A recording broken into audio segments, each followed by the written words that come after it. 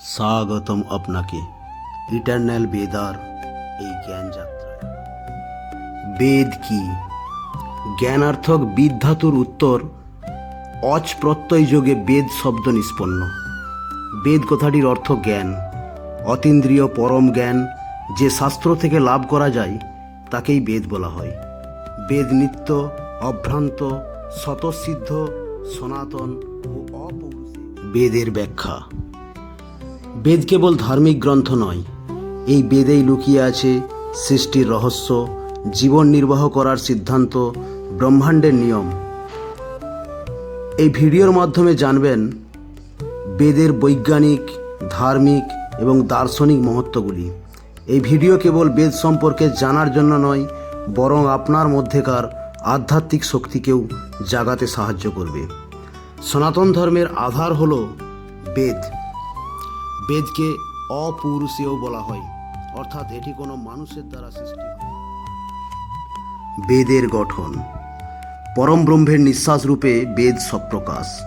ঋষিগণ মন্ত্রদ্রষ্টা মাত্র। শ্রুতি, ত্রয়ী, আগম, ছন্দস প্রভৃতি বেদের প্রতিশব্দ। বেদের মূলত দুটি অংশ, মন্ত্র এবং ব্রাহ্মণ। বেদের মন্ত্রভাগ হল জ্ঞানকাণ্ড এবং ব্রাহ্মণ ভাগ হল কর্মকাণ্ড। বৈদিক মন্ত্রের সংগ্রাহক গ্রন্থ সংহিতা নামে পরিচিত। সংহিতার সংখ্যা 4, যথা ঋক, সাম, যজু ও অথর্ব। প্রত্যেক মন্ত্র ব্রাহ্মণাত্মক বেদের সঙ্গে সম্পর্কিত।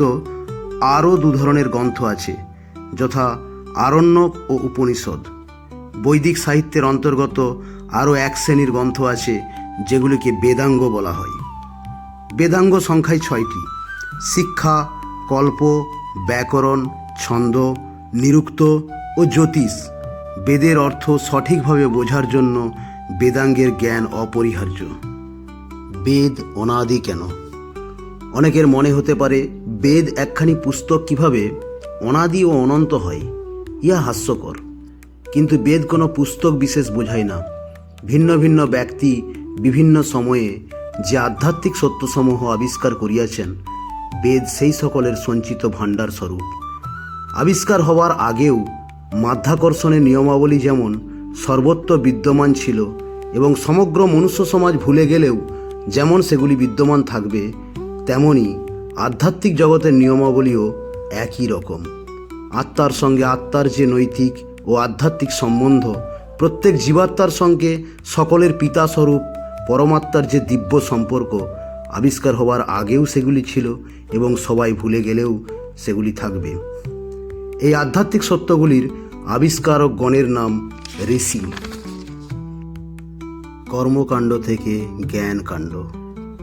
প্রত্যেক কল্পের শুরুতে হিরণ্যগর্ভ থেকে উৎপন্ন প্রজাপতির যে জ্ঞান, তাহা পূর্বকল্পেরই বৈদিক জ্ঞান। শ্রুতি ভগবান সেই কথাই বলে। সেইভাবে বেদ হল ব্রহ্মাণ্ডের শুরুর পূর্ব থেকেই বিদ্যমান, যা ঋষিরা তাদের গভীর সাধনায় ধ্যানের মাধ্যমে অন্তর্জগতে উপলব্ধি করেছেন। বেদের কর্মকাণ্ডে আমরা ধর্মের অতি অদ্ভুত সব তত্ত্ব দেখতে পাই। জগতের সৃষ্টি, স্থিতি, প্রলয় সম্পর্কিত বিশ্লেষণ দেখতে পাই। বেদের দ্বিতীয় ভাগ জ্ঞানকাণ্ডে আমরা দেখতে পাই সম্পূর্ণ ভিন্ন পদ্ধতি অনুসরণ করা হয়েছে। প্রথম পদ্ধতি ছিল বহিঃপ্রকৃতি থেকে বিশ্বের সত্যকে অনুসন্ধান করা, জড়জগৎ থেকে এই জীবনের সব কিছু গভীর সমাধান করার প্রচেষ্টা। কিন্তু জ্ঞানকাণ্ড বহির্জগৎ ছেড়ে অন্তর্জগৎ অনুসন্ধান শুরু করল। জড় থেকে তারা চৈতন্যে এলো। এই প্রশ্ন জাগলো, মৃত্যুর পরে মানুষের কি হয়? এই ধরনের জ্ঞানের ভিডিও এবং পরবর্তী ভিডিও পেতে এবং এই চিরন্তন জ্ঞানের পথে চলতে ইটারনাল বেদা চ্যানেলটি সাবস্ক্রাইব করুন।